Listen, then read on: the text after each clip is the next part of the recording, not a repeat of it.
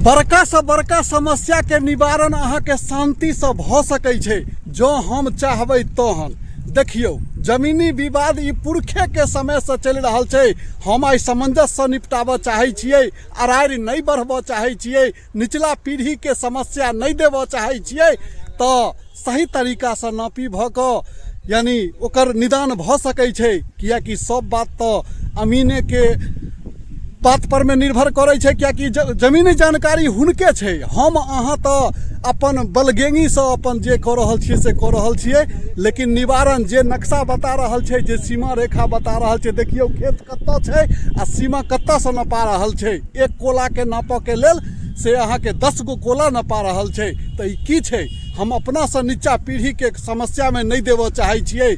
जो हम एहि नापी के नहीं मानबै तहन तो यह नहीं भेलै मतलब कि जैसे हम निचला पीढ़ी के दिनों दिन समस्या बढ़ेने जेबे, आरो आगा बहुत दिक्कत भ सकै छै, बहुत उलझन भ सकै छै। तो सब गोटे से यह है कि ई जे छै कार्यक्रम एकरा शांतिपूर्वक मिलजुल कर जकर जे हिस्सा छै जायज छै ओ भेटबाक चाही।